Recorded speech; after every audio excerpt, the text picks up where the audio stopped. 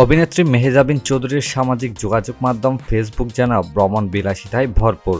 দেশ বিদেশ ঘোরার দারুণ মুহূর্ত শেয়ার করছেন ভক্তদের মাঝে। তিনি ল্যাভেন্ডার বাগানের কিছু নান্দনিক মুহূর্ত শেয়ার করে মুগ্ধতা ছড়িয়েছেন। বেগুনি হাতকোলা পোশাকে নিজেকে সামনে আনলেন মেহজাবিন। কালো সানগ্লাস আর বড় হেঁটে তাকে ঝমকালো লুকে দেখা গেছে ল্যাভেন্ডার বাগানে।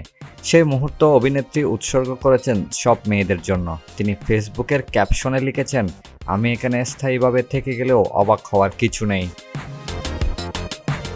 এর আগে সুদূর ফ্রান্স ভ্রমণ করতে গিয়ে প্রেম ভালোবাসা অটুট রাখার স্থান প্যারিসের মন্টমার্ত্রে সাক্রে-কো গির্জা পরিদর্শন করেছিলেন মেহজাবিন।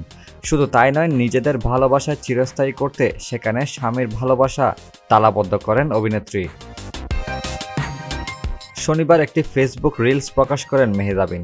সেখানে দেখা যায় আকাশি ও কালো রঙের পোশাকে খোলা চুলে মেহজাবিন হাতে তালা নিয়ে গির্জার সামনে থাকা লোহার বেষ্টনীতে একটি ছোট তালা ঝোলান। ওই তালাতে নিজের নামের সাথে ভালোবাসার প্রতীক দিয়ে লেখা স্বামী নির্মাতা আদনান আল রাজীবের নাম।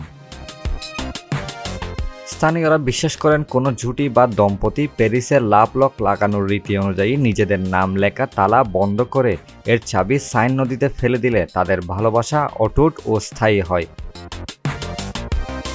লাক্স চ্যানেল আই সুপারস্টার 2009 প্রতিযোগিতায় চ্যাম্পিয়ন হওয়ার পর মেহজাবিন অভিনীত প্রথম নাটক ছিল ইফতেখার আহমেদ ফাহমি পরিচালিত তুমি তাকো সিন্ধু পারে। এই নাটকে তার বিপরীতে অভিনয় করেছেন মাহফুজ আহমেদ।